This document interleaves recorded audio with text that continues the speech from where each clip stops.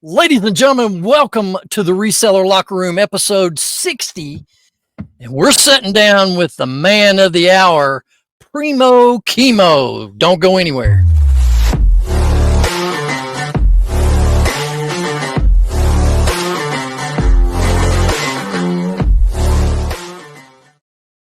Welcome into the locker room, ladies and gentlemen. My name is Ben, the Rocky Top Picker, followed by Chris, Easy Pickens, Alex, the Beard King Picker, and our special guest, Primo Kemo, is joining us from his famous YouTube channel. That's right. Aloha. There you go. Love the sports sounds, man. That's awesome. Welcome in there, brother. We appreciate you being here, and we're not going to waste any time because we want to pick your brain, and so all of our listeners can find out who you are. Won't you just give us the background on yourself? Go for it. Well, I was born. I started out as I've always sort of been a picker since I was a young kid, garage sailing and stuff. But I had aspirations of being something, more awesome in my life than a reseller. I have to say that's turned full face, and I love being a reseller now. But I had other plans, and but what always came back to me was reselling. So before eBay, I sold cars.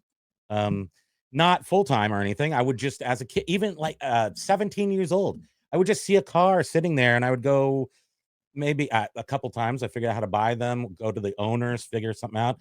I would buy them, then put them in the newspaper and sell them and make a few $100 or something. Nice.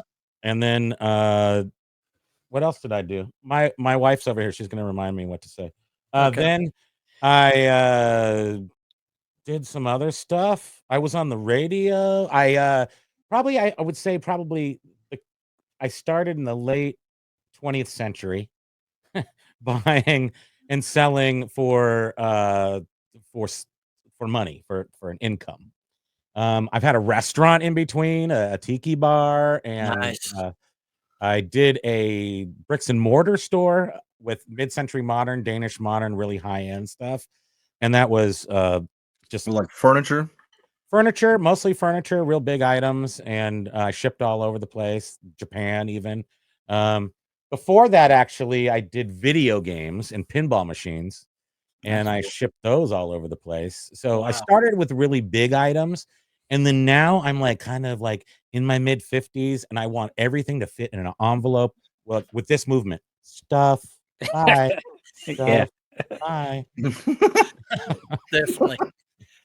Yeah, it always work that way. Now, how old are you? I'm 55. Wow, dude, you don't Yeah, look I'm it. old. Yeah, I drink a lot of wine. Actually, I don't drink much wine at all. But I think keeping plump stretches your skin out, and it makes you look youthful. Just keep a little extra 100 pounds or so on you, and it does make you look a little younger. Okay, all right. Do you predominantly sell on eBay, or do you cross list anywhere? Well, no, I don't actually. I don't say that I'm not like a reseller necessarily to follow. As far as I do things the way they work for me, and I've done them for a really long time and kind of figured out the systems that work for me. But I guess that's really that's the bottom line about my idea of sharing my information and everything, is that I think a lot of people who sell on eBay, especially 25 people who've been selling for as long as I have, we get very set in our ways.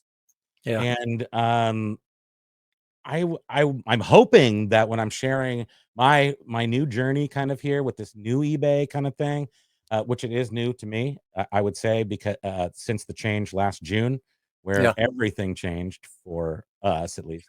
That's what I'm trying to share, is my journey and how I'm navigating that new thing. Well, you made a valid point.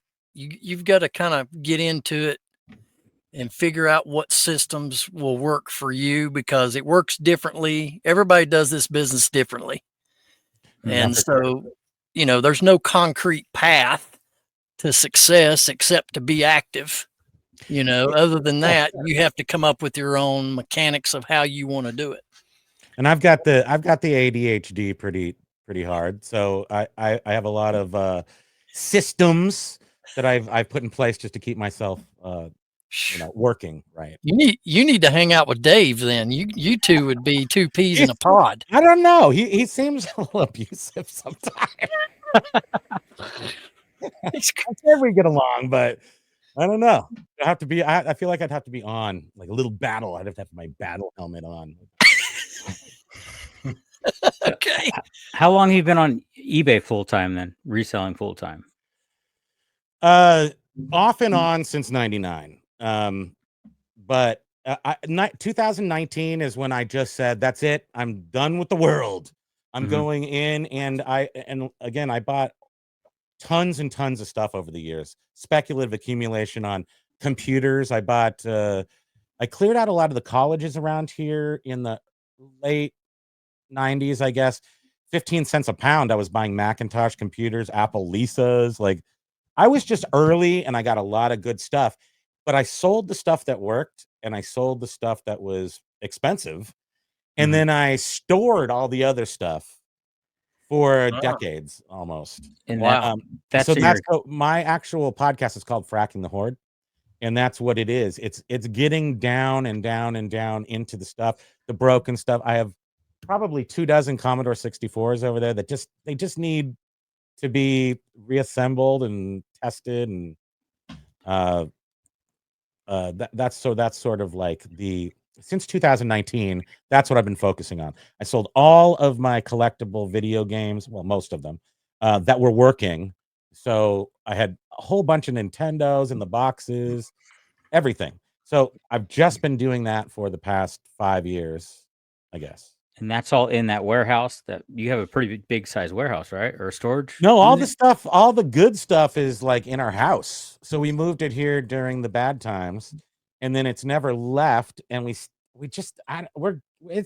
like they go down the piles, but holy cow, we have a lot of stuff. And over at the warehouse is like the secondary level of crapulence that I would that it won't fit in the house. I mean, I would bring it here. Crapulence. That's a new one. I got to use that one. Crapulence. Since I'm a full-time book reseller, can we talk about the 10,000 books you have in that warehouse? We have 10,000 books in that warehouse. Yeah. And what's up with those? Bridget tries to live. My wife, Bridget Spam Banshee over here. She say hi real quick. She could jump in. Yeah. She's going to make a face. Hold on. She's on her way. It's a second. Well, she's got Pokey here. You probably want to say hi. The doggy. Yeah, see Pokey. He's cute as heck. Hello. How are you? Hi. Where's this? Nice to see you. Good to see you. Hi, Pokey. Aw. So she's the one who lists the books. And Okay. Well, wait a minute. Why is that? Why is she the one to list the books? She's the list. Well, currently she's the lister. Oh, The photographer / lister. And when you have a book, it's self-explanatory. I have to do everything that doesn't have like a title name. So we have thousands of records, thousands of books, thousands of media. So I mean, she does take pictures of everything, but she lists those things too because they are easier. And then the stuff that she really doesn't know. She's not a reseller. She came from retail. Okay. So she's adapting, but she doesn't know stuff like I know the crapulence. The crapulence. Yes. So it takes a lot of time to just especially like computer stuff. I have to do that listing on that, but she takes pictures. But the 10,000 books still are I didn't know what to expect from the books, and I am super psyched. They're making well over $10, probably more like $15 to $20 average a book. And would you say that, sweetie? About wow. I mean, it's 18, but if there's 10,000 books and they're $10 a piece, that's like $1 million. Is that right? How does adding work? But it's still a lot of money for that many books, and they sell for even more than that.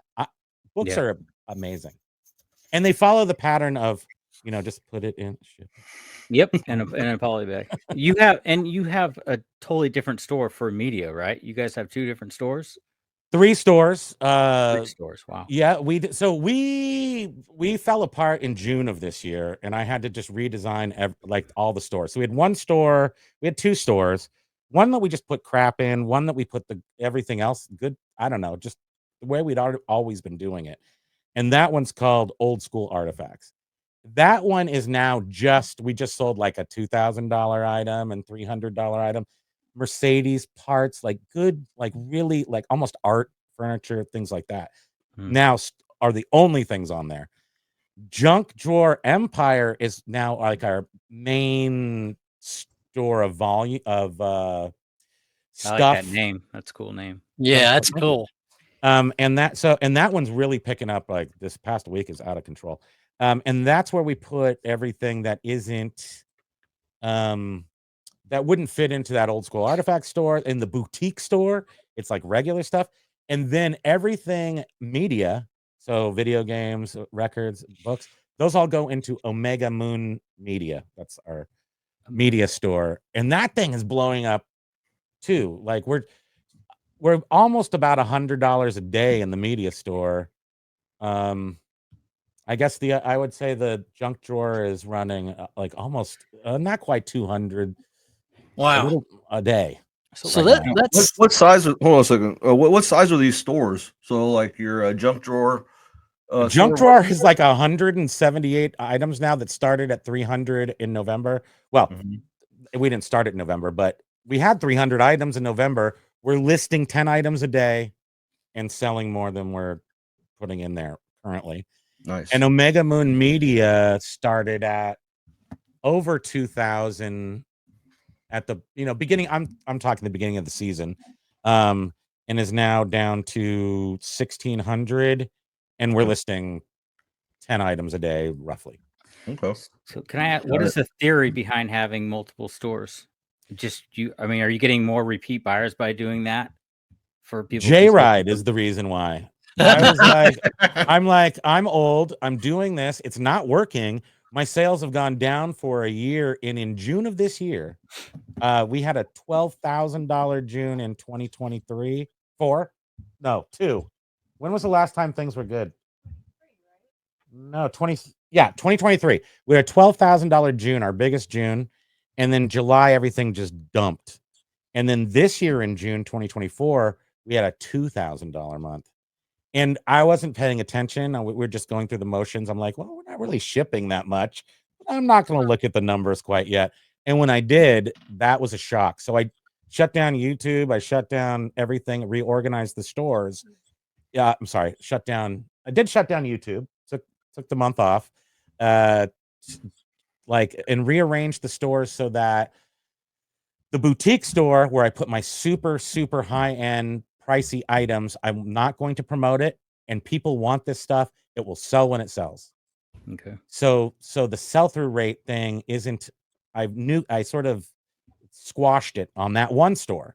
Then I moved the stuff, only the good stuff, and by separating the media out, which was a slower sell-through rate stuff, the products that were in, and the stuff that's in junk drawer is your standard reseller fare.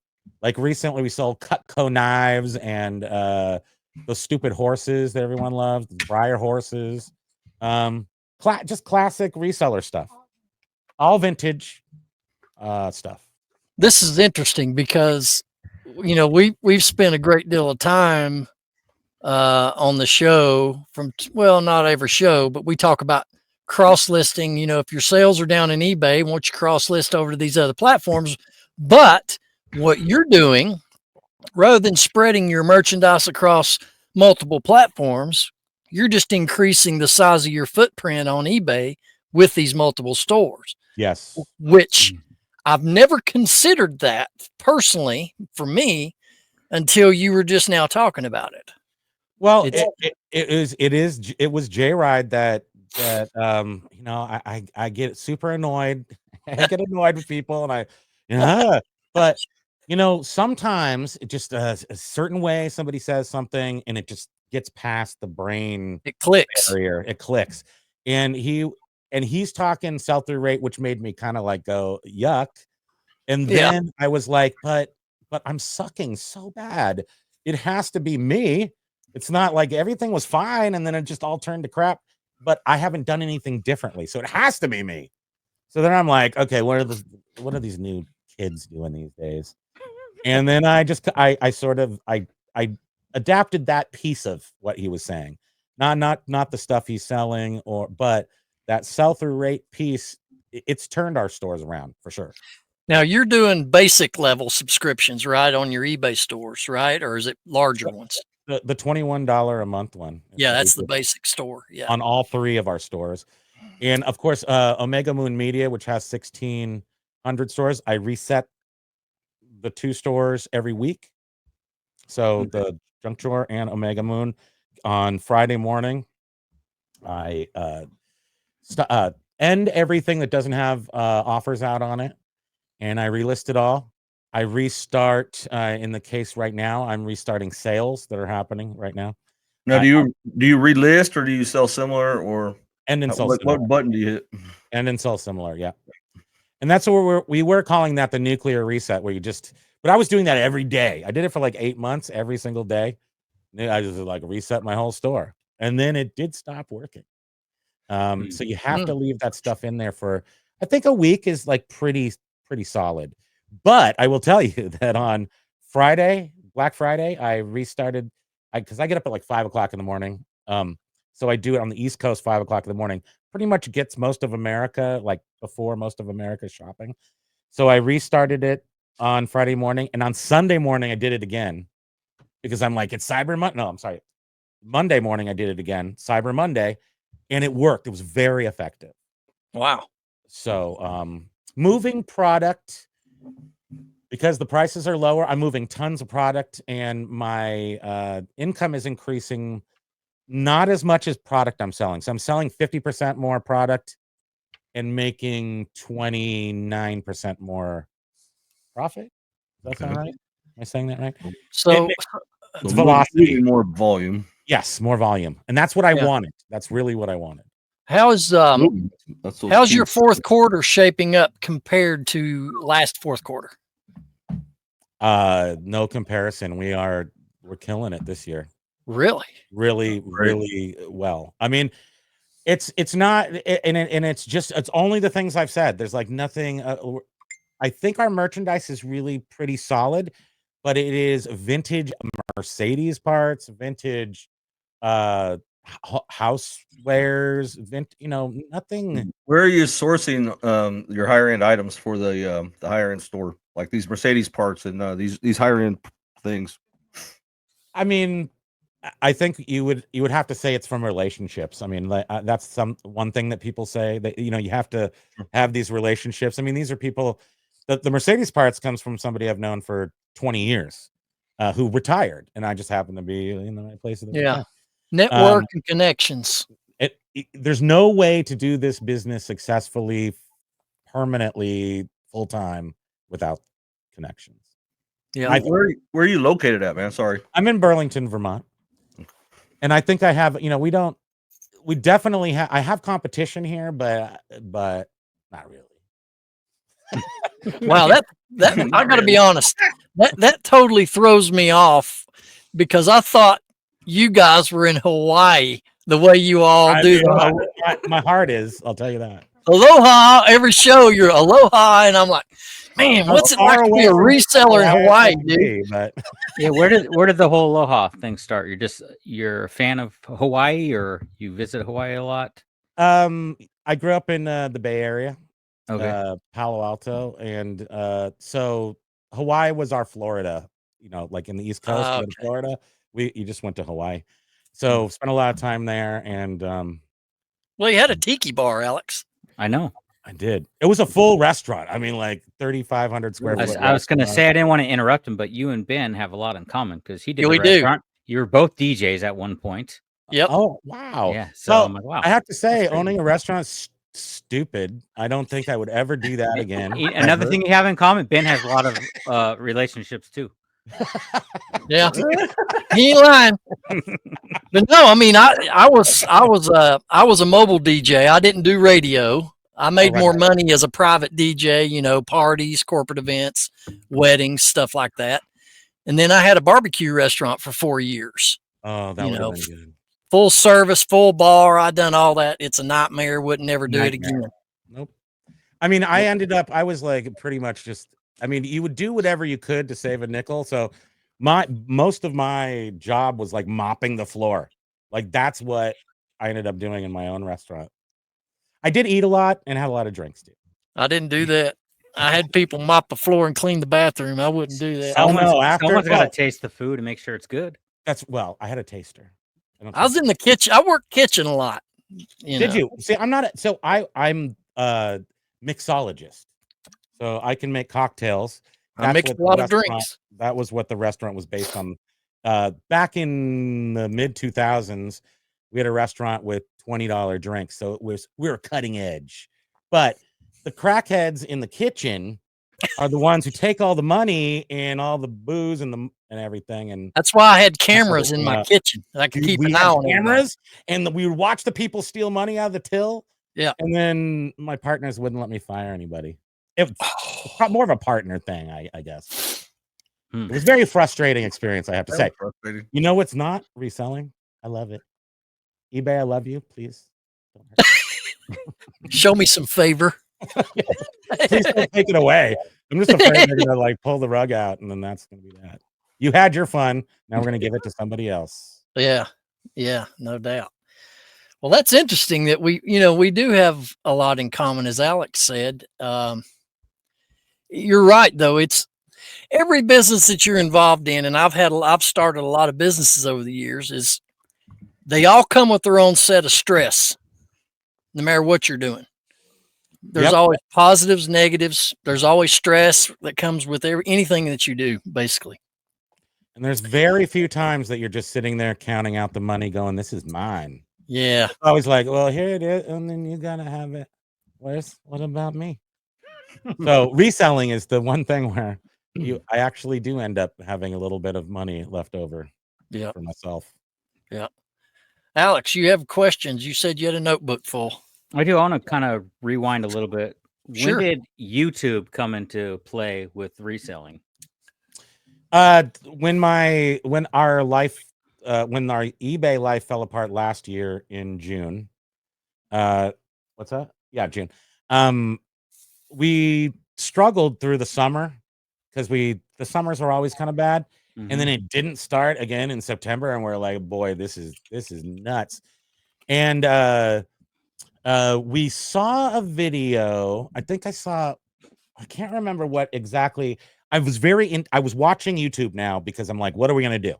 So I'm starting to watch people on YouTube.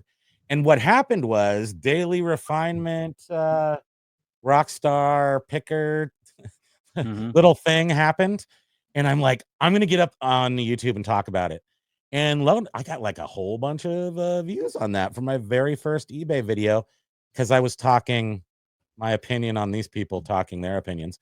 Yeah. I was like, okay, let's do this every week now and see where this leads. And it basically led me to a bunch of people.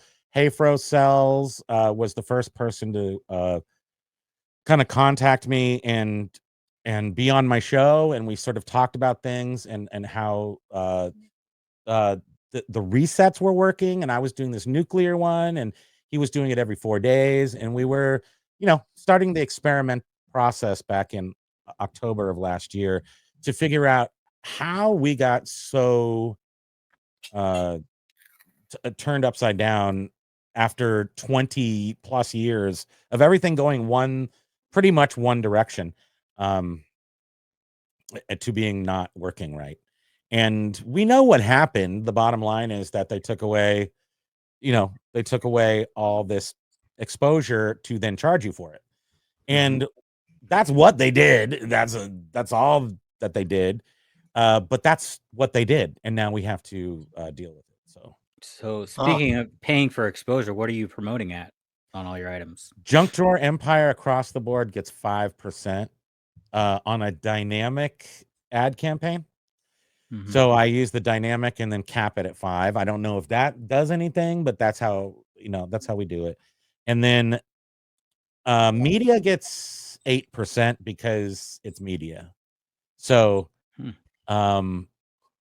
so I think without really looking at it right now, I would say junk drawers probably got 26% selling cost, and Omega Moon is more like the media store is more like 38 or 36%. It's high. It's like much higher. But again, moving velocity on that shop. Well, with your 3 stores, talk about, if you can, talk about your inventory system. How do you manage that? Yeah, that You is just so. I give it to my wife and she puts it in a bin. so you'll have merchandise. It depends on what it is. So I mean, do you have it? Is your inventory separated out per each store, or do you have like 3 items all in one bin that's one in each store, or how do you do that? We have spreadsheets with bin numbers, and then things are assigned to a bin. If it's again, we only have 178 items in that junk drawer right now. So there's really only 178 items that aren't media, and then the media is in record boxes, comic book boxes, video game bins, alphabetical order. We're very organized for being. She's not ADHD. I have that blessing. Okay. I did notice that you haven't put out like an edited video in about 2 or 3 months, and you just do live streams.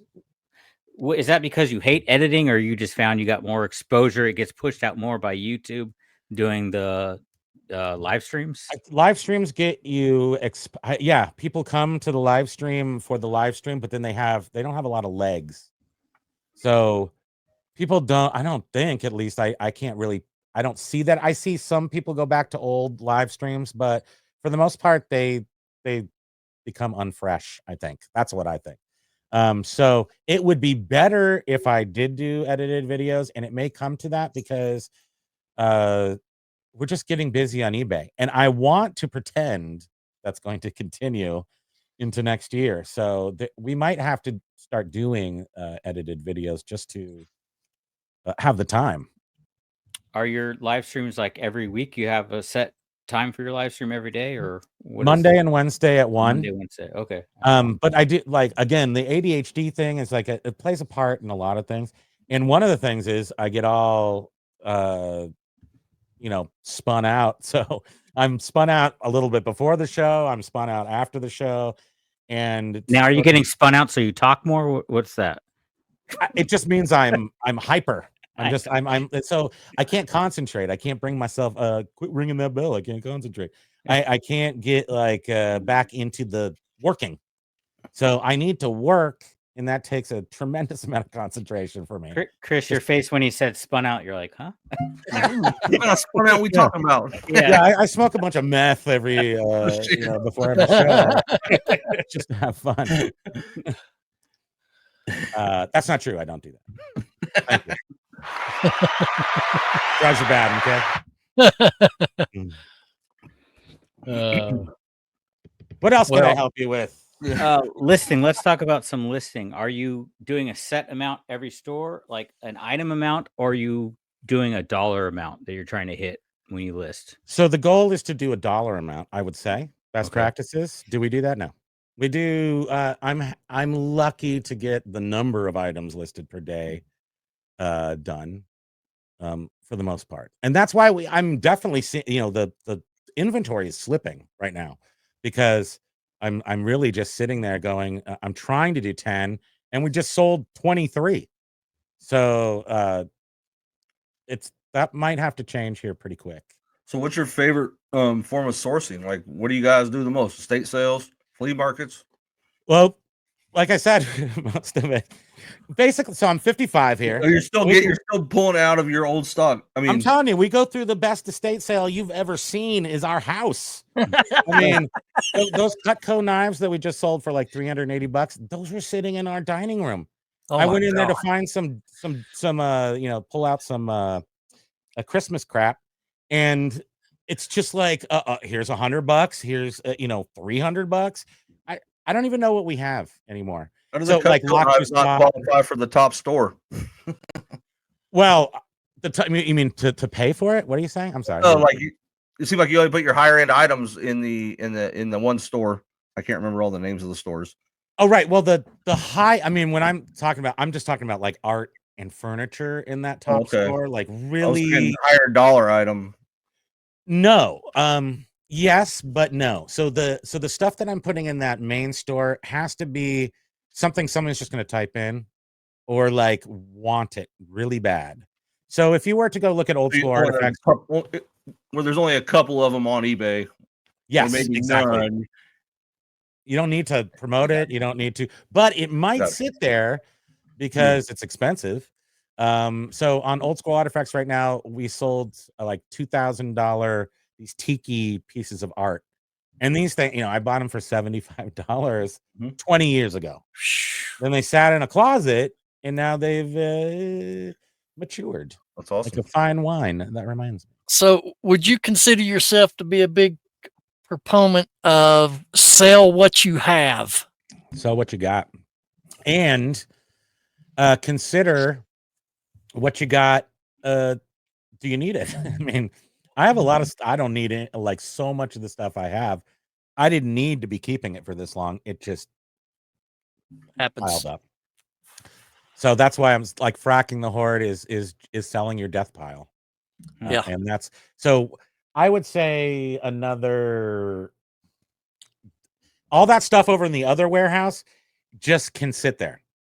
Wow. It's not there's no paper over there, nothing too fragile. That's where the car parts are. That's where some old computers used to be. I mean, hard goods, pretty hard goods. And but all the paper is here. So I don't know, like 2 more years before we even list all the small fracking items before we even would have to go over to the warehouse. But I do go, you have to do those books. Those books are like really a focus. So but other than that, really the way you approach your reselling business, then, if I've understood this correctly, is like most of us have to go source out here running the roads daily or at least a few times a week and every weekend if there's something sale going on.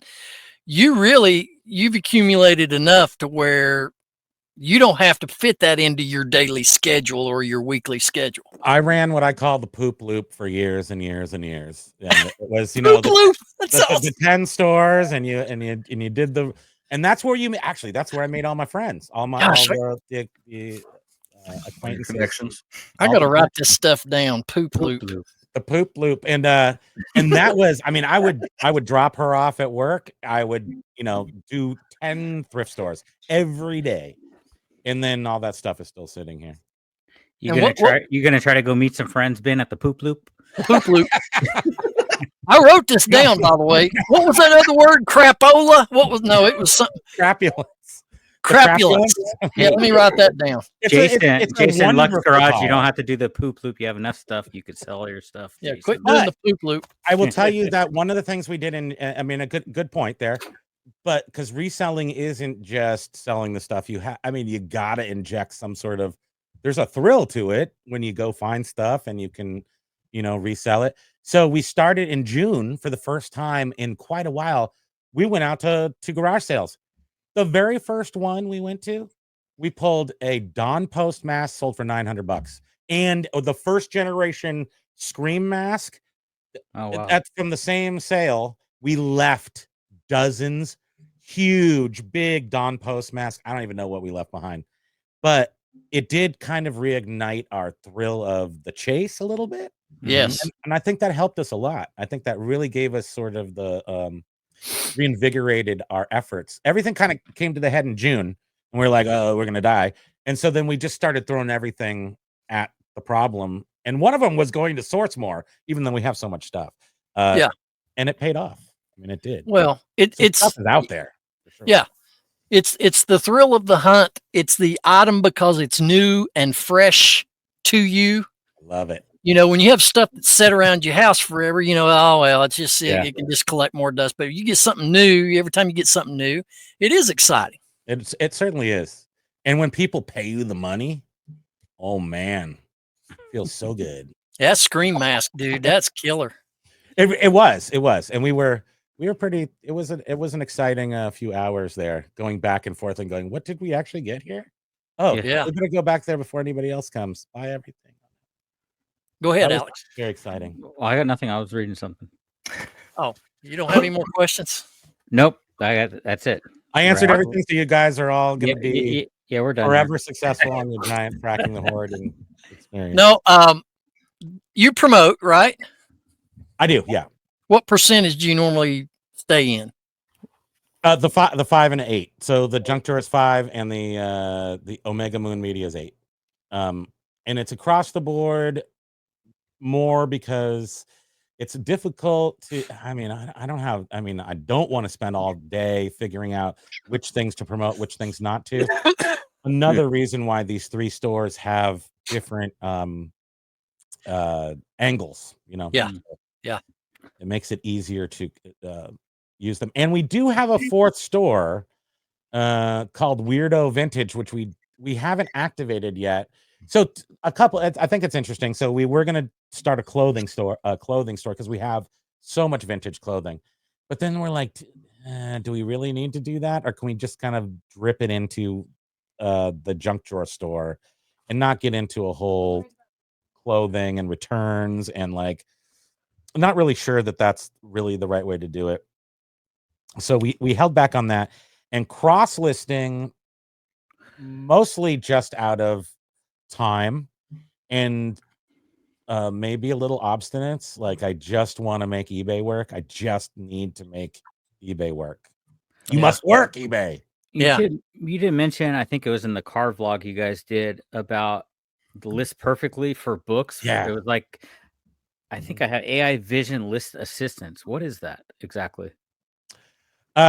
So we tried it out I think in July, but we were a little, I would say, overwhelmed with the other things we were doing. So I tried it out and it worked. You feed in 3 or 4 pictures, 45 records is what we were testing. Mm-hmm. And it filled out the full eBay listing from 3 or 4 pictures. Everything, like item specifics, everything was pretty accurate, but not totally accurate. Because you were mentioning using it for books, but there's a lot of fine details in books and records, like pressings and first editions, all that. So I think it would probably miss some of that, I would think, for sure. Pictures. And that's why we didn't totally go all in with it. Mm-hmm. So I just wanted to be able to put make the title be like, so if it was a record, it would say the artist hyphen the song, parentheses the year, and then say 7-inch 45, like that. But you couldn't organize the title the way you wanted it. You could only have it be the way they presented it. And so that's why we didn't do that. But apparently, and we were actually just anytime, like maybe even tomorrow, we're going to do another month of that list perfectly before it goes to like $250 a month. Wow. I think they've got it pretty dialed in. I'm going to try it one more time. Maybe list 5,000 books this month. I doubt it. They're going to charge $250 a month. Yeah, something like that. Yeah. It's going way up. And it's pretty effective. So, and then even if say it's wrong, but 80% of the stuff is in there already, and all you have to do is go kind of fiddle out 20%, it's still a great time saver. Yeah, I'm sure my AI descriptions, 80% of them are good. Of your AI? Yeah, description. I just use AI for the description on books. So wow. Does it actually work? Does the AI description, it is 80% of the time accurate, huh? Well, we have not had a lot of, we're manual right now on books. I had List Perfect when they had like a deal going on for a month, and I just used it to cross promote to Macari and Poshmark. But that's not a place to sell books. I'm mainly books now. So do you actually use Amazon? Which I sell on Amazon too. Yeah. You do. Yeah. That's where I started with books on Amazon, then moved to online arbitrage, and then back to books on eBay. Now back to books on Amazon, trying to build both at the same time. Would you suggest someone with 10,000 books that are all these books are in the film category? So this is a library from an esteemed Okay. film professor So of film. are they older books, like non-barcode books? Non-barcode books? Are they mostly non-barcoded? All depends. 70s, 80s, a lot of test books, like people signed by the authors even. Okay, so signed and collectible books you're going to want to keep on eBay, because collectors are going to want to see the conditions, because on Amazon you can't see the condition. Me, as being a collector, I'm not going to buy a couple $100 book if I can't see the Right. condition, and especially if it's signed. If it's Makes just a sense. barcoded book, Yeah. and it's Just just book. I am book. I'm just a plain book, and you want to list a whole bunch fast, I would definitely try to go to Amazon. Okay. So I would list, be the I collect books all determination. through the week, and then I list about 100 for the whole in one day. I can list 100 books on Amazon, which that's going to because take it's barcode. You're just like Yeah. kind of beeping. You're beeping them. I have a barcode scanner, and it goes into a program, but that's a long Learning discussion. curve. Yeah, it's a big learning curve and a lot of programs to run an Amazon business, because you at least have to have at least 3 programs to run it. They seem hardcore. They seem very, very hardcore. Like Right. I'm not really. I don't want to fight. I don't want to battle. But yet Well, I do. well, that's pretty much the whole Amazon business, is putting out fires every day. All right. I want to switch gears real quick here. And we were just talking about earlier in the conversation, your YouTube channel, ladies and gentlemen. Here it is. Look for that snazzy logo he's got going on. Yeah. Did you create that logo? My friend Steve Hogan is an excellent cartoonist, comic book guy. And I said I wanted Top Cat, me as Top Cat, and instead of leaning on a garbage can, he's leaning on a tiki. And that's nice. Exactly what I asked for. Yeah, that's awesome. Thank you. What's your goals long term for YouTube, for your channel? Do you have any, or do you just domination, riches? No. World domination. Well, you're getting up there. You're soon gonna roll over 10,000 subs. I mean, I really just want to get to 62, get my Social Security, and just smooth on out into old man town. I mean, honestly, that is 7 years away for me. 62 is 7 years away. So I very much am thinking about getting a business that is pulling me, like $100 a day. James is one of my heroes, because like I wouldn't do everything the way James does it, but he's doing it so that he has this, like, every day has money. Yeah. It's just like awesome. And it's kind of a lot of money. I think that I want to make more per item than the way he necessarily does it, but at the same time, I would be happy with that consistency that he's produced. So I'm aiming for that kind of consistency. Okay. Well, let me ask you this. I know I'm jumping around. Have you met any other resellers in person, or been to any meetups or anything? No, I haven't met anybody. Nobody from YouTube. Nobody, right? Not a single soul. Well, you are. Away. Yeah, you're way up there in Vermont country, the land of maple syrup. Yeah, I was going to come in. I thought maybe I would pretend I was in the South somewhere. Yeah. I was going to call it bordering on Horderin instead of fracking the horde. That's cool. I wouldn't feel like I was so far out in the boonies. Hey. I don't know any other. There is a Southern Vermont picker or something. I see him pop up on some videos every once in a while, but no one's come up to me and said, I've seen your videos locally.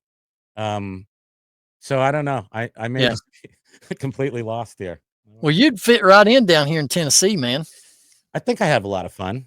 I love exploring. You know what I really like is up here, we have barns still full of stuff. And once you pull all the awesome crap off of it, there's like 2 cars under it. Oh, yeah. It's like, that's what we have up here. And nobody's fighting me for it yet. Too much. See, all of our classic cars are just scattered in everybody's yards. They're just sitting on blocks. That's right. They're easy to see. You can shop. That's right. You can see the condition without getting out of your vehicle. They're all in Ben's front yard. Shoot, no. I do have 3, but yeah, but they're not junk. But anyway, They're all running. They all run exactly. oh my gosh.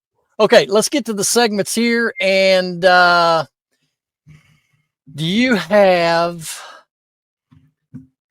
a special sound effect you can take us to our next segment that you can hit a button real quick? What's the next segment? Sale of the week. Sale of the week. How about it? Sale of the week. Well, that would be the fail of the week I just did. Yeah. Sound for. There you go. There's a Cha-ching. What's up with the All little right. box? We do have that. There we go. There we go. All right, Chris is up first. Let's see what you got, bud. All right, so I sold this over the weekend. It's Canon Power Shot. Nice. Paid $20 for it. So I did something similar that James did on Friday morning. So I was up early before the family.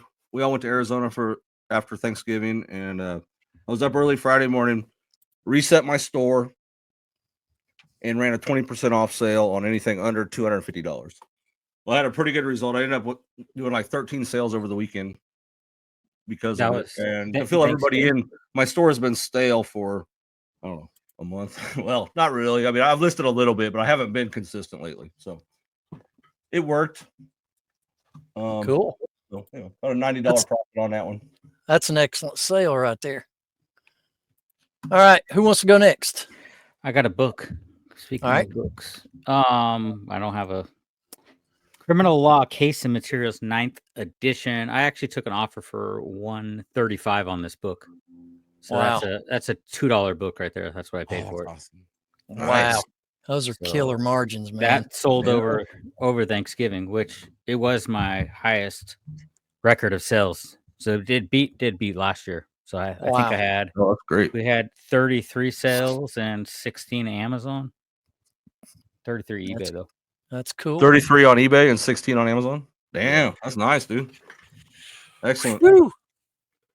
You beat me, man. You beat me. It's a lot of packaging. Yeah, that I'm part's not telling fun.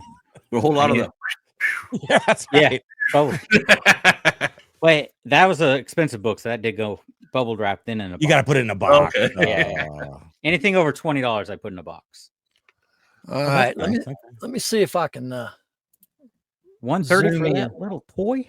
That's a good one. Ric Flair. That's Oh yeah. Yeah, that's like an 8-inch bendable action figure. And this was from the early 90s. Is it And so it- Mego or whatever? I can't see it really well. 1994. Wait, Yeah. it's autographed by Ric Flair? And it has COA. And so all in 130, 61. This was from my personal collection. And then after all the fees and all that crap, 96.46. So I've had that thing since the early 90s. It's just been in my storage. Wow, that's cool, man. Good sale. Now it's money. All right, Shit, Primo, man. what you got, buddy? Well, I don't want to, I don't want my embarrassment of riches here. I got I don't know how, can I show this? Can I Yeah. share my You can screen? share it. Get those You can 3 share it. dots and then present or whatever. Yeah, present the bottom of your screen. Boo-doo-doo. I'm going to try. Don't let me dox myself. Okay. Share. You're going to share. Which screen am I going to share? Okay. Tell me if I'm doing it right. It'll pop up on my screen when you send it over to me. Orders. Got it. Okay. Share. There it is.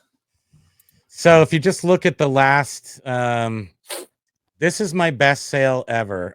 I guess you're looking at the page right now. Yeah.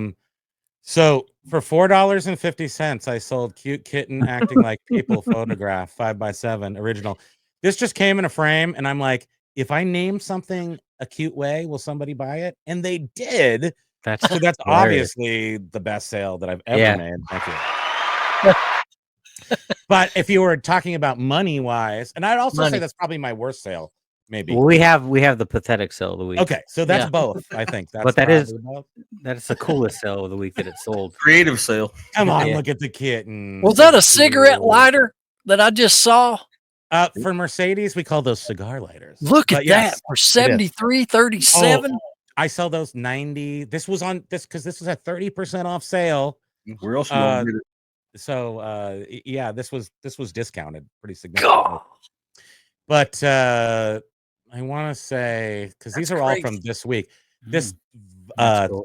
I'm just showing a lot of stuff. Sorry. That's fine. The Vaseline glass. Uranium glass. This stuff we bought $10 for a box of like 20, 30 items. They're just going out the door at $20, $30 a piece. That's awesome, dude. So all these little things are what I've sold in the past week, I guess. There's those Briar horses. Yeah, Briar horses. Now, what store is this? This is Junk Drawer Empire. Okay. So, and I sold the Twilight poster today. Who said Nice. Twilight was dead? Man, the books are dead for sure. But somebody wants the poster. I've had this poster for about 2 years. I would say. You took it off your wall and sold it? I did. It's actually brand new, so I didn't even get to enjoy it. Oh wow. All right. That's cool. Did it sparkle? I haven't opened it. I don't even know. You're saying there's a sparkly one? No, the vampires are like sparkly in that movie. So sparkly. I haven't watched it. Yes, they're fabulous vampires for sure. Wow. But yeah, I think that was probably, and if you looked at the Omega Moon, there's some other things that sold for like $70 books for $70. Dude, I just need to go buy a bulk buy of a bunch of Mercedes-Benz cigarette lighters and forget selling anything else. If you find them, buy them. If you can find them. I mean, the thing is, it's very difficult. And, what you can do, if you can still go to junkyards, you could maybe buy parts. Yeah, But- I've got junkyards here, man. I can go hit them. I never even thought about going over there. I mean, car stereos, things like cigarette lighters. I mean, it has to be old enough vintage. I mean, this is the late 60s, early 70s. Oh, yeah. lighter. Right. So, but car stairs, I used to go to the junkyard all the time. That was one place I used to go and just buy all the old Mercedes. I used to just pull the stereos and they would sell them to me for $10 a piece. I still have a stack over here of those, like Alpines and stuff. That's crazy, man. All right. Primo, you already covered your pitiful sale, $4.50. We're going to pitiful sale of the week. Oh, What do we got? Gotta find a really bad one. All my sales are pretty darn good, I gotta say. Exactly. I'm happy with all of them. Thank you. It's nice to have when you can just appreciate all of your sales. Like, there's really a bad sale? Is any sale bad? Yeah, I mean, I appreciate all the sales I get, but some of them, it's like, why did I waste my time? I don't know if this Actually, counts. This is a Matchbox die-cast plane, I'm craning my neck looking at this. $3.83 after fees and shipping and all that stuff. So, actually, I do have a pitiful sale, but it's a double dip. It's a double all dip. right, It's a double what do you dip. got? All right, so this qualifies as pitiful sale of the week and stupid reseller mistake of the week. Let's see. Scroll down on it. We got to see the bottom line down there. Oh, I see. I see the problem. Whoa! Ouch. All right. Wah, wah, So wah. this is one of the items that sold on sales like $16. All right. So this sold for $16.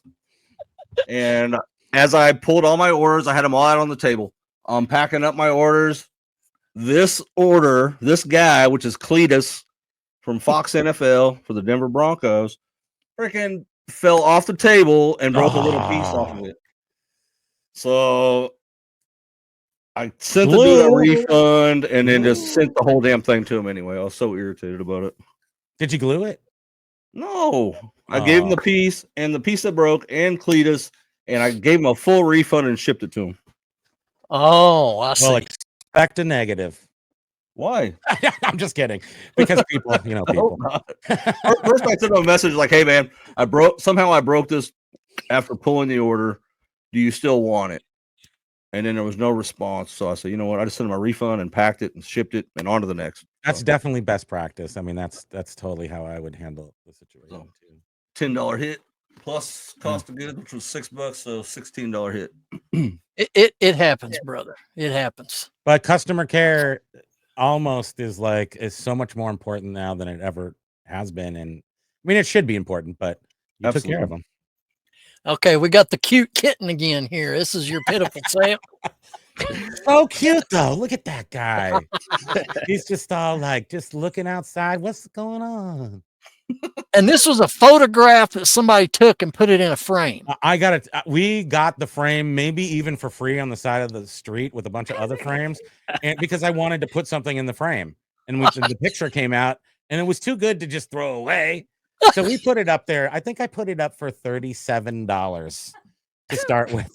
Oh my gosh! Is it in a frame? Water. I'm testing it. No, just a plain picture. $37.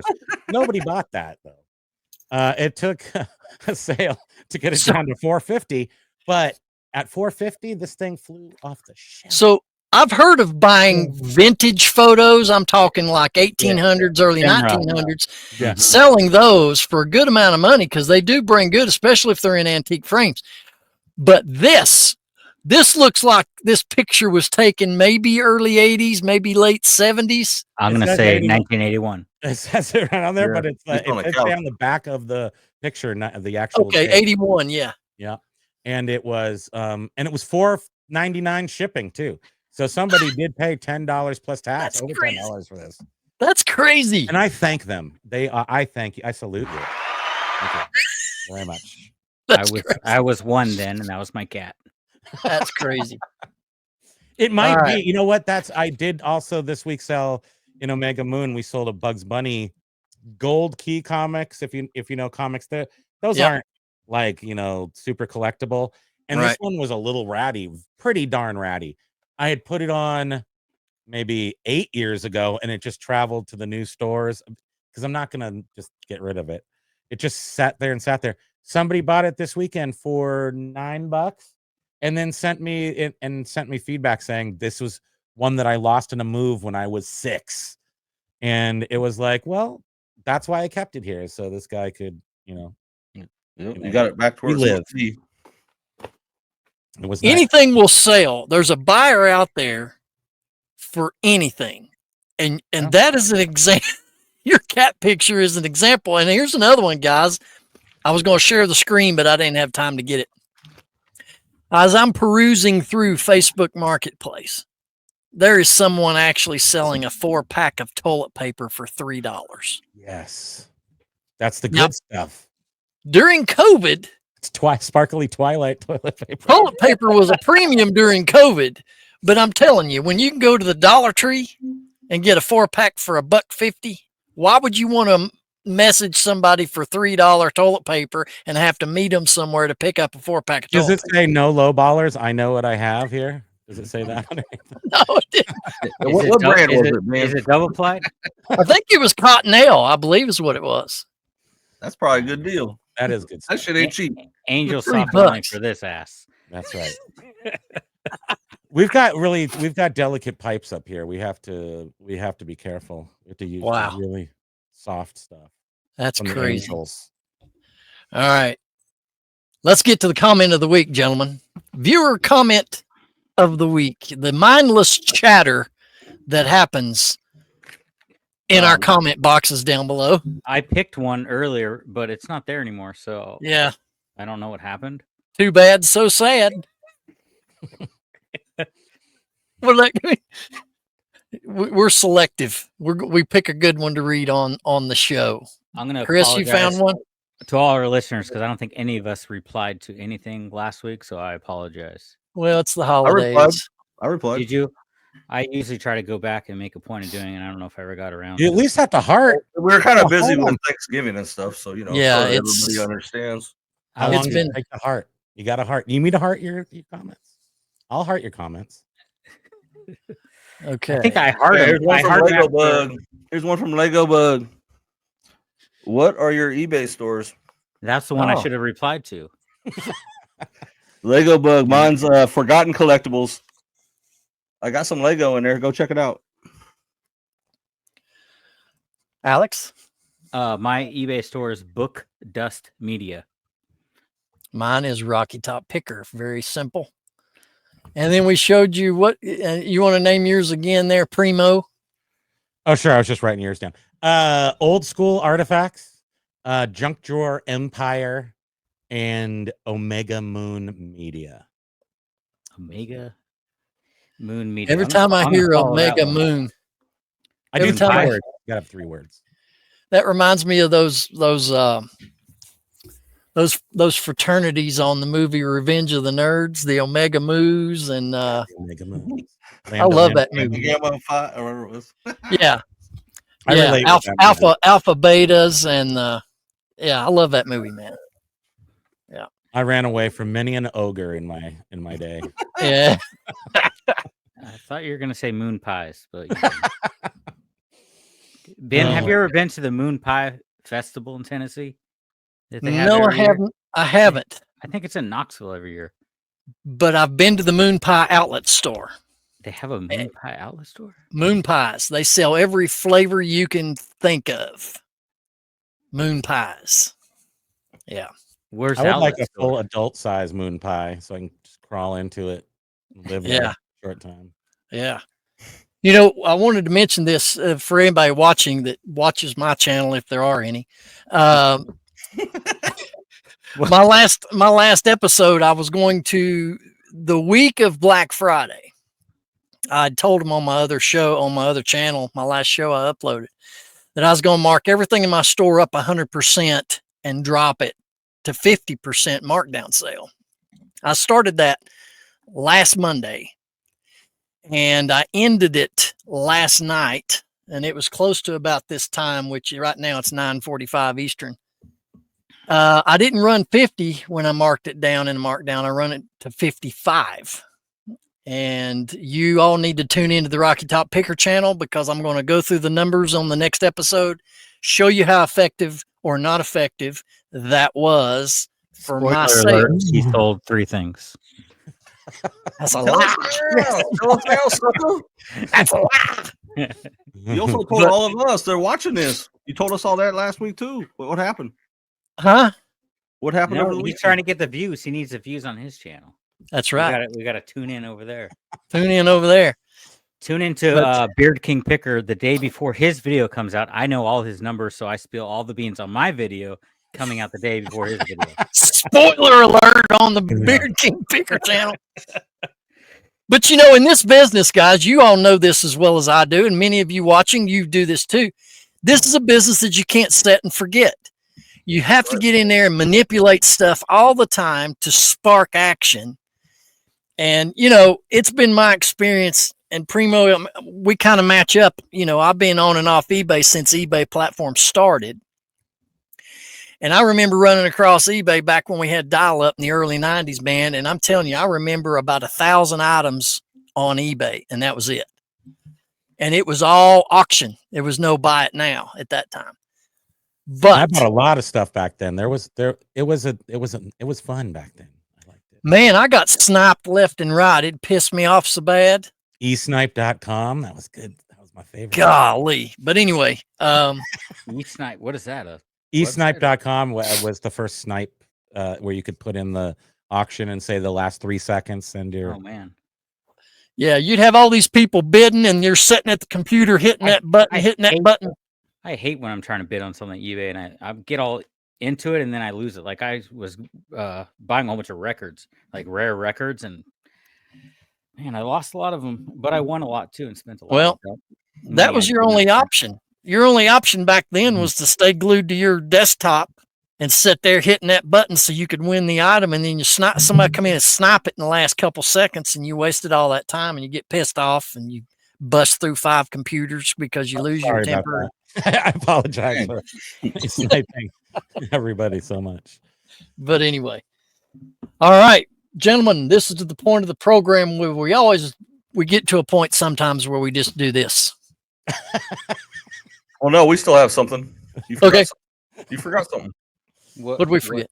Members. Oh, Chris, cover that. Can you cover that? Oh, let's get to the MVP members. Mr. Mike Camparelli, which, if you have not heard, He is launching his very first YouTube channel. It's not off the ground, but we will pass that information along to you on where to find Mike Camparelli on YouTube. We want to thank him for being an MVP member, and he's the ambassador to the Reseller Locker Room. Vintage Sports Flips, that's our good man Keith. He's got a YouTube channel, does a lot of vintage sports memorabilia, very knowledgeable in that arena. Go check out his YouTube channel. And then we have Rick in Maryland. We appreciate all of our MVP members that are in at $4.99 a month. Get you backstage access to backstage shows. Any footage we get when we're out and about, we record it and upload it to those members only. And then, of course, we can't forget our very important Skybox members. Wolfman Goodies, that's my man Chad across the mountain on YouTube. Trash to Cash Podcast, Flipping for Laughs, Mary McQueen, Good Water Pickers, also on a YouTube channel. They got to hang out with us at the 127, and Captain Morgan Riverboat Adventures. Now, I want to meet this guy, fellas, because he's not in the business that we're in, to my knowledge, based on his channel. But we appreciate him being a Skybox member. $9.99 a month gets you all the perks that I mentioned before. Plus, we're going to be offering a lot of brand new things into the new year that you want to stay tuned for. So if you like this content and you want to support us, a good way to do it, not only to hit the like button and hit the subscribe, but join a special membership. And we would love to meet you when we have meetup events, and we'd love to hang out with you. Thanks for reminding me, Chris. You got it, buddy. Because I forgot, man. It's all good. All right. Thanks for being cool to me. I wasn't sure what to expect in the locker room. I didn't wear pants, but it didn't matter. So. we were kind of tame tonight, to be honest. But thank you. We do want to invite you, brother, to a meetup. 127 event is in August of next year. That's in Crossville, Tennessee. If you wanted to catch a plane ride down, we'd pick you up from the airport. You can hang with us at our Airbnb, whatever you want to do. But we'd love to blast. I've seen some of those videos. Yeah, we'd love to hang out with you, my man. And we invite you back to the locker room anytime. We appreciate that. All you have to bring is a tiki bar, and you're welcome. Well, that's true. Bring your own drinks. I can make drinks all night long. Hey, he's a I can't really drink too much anymore, but I can make them. All right. Well, on behalf of myself, Chris, Alex, Primo, thank you for joining us here on this 60th episode of the Reseller Locker Room Podcast. Go check out Primo's channel on YouTube. I'm sure he'd love to have you aboard his band of misfits, because we're all misfits. And I hope y'all had a great Thanksgiving. We look forward to the holiday, Christmas coming up. And keep her in the road. We'll see you next time. Aloha. Here's your sign award. Sign award right there.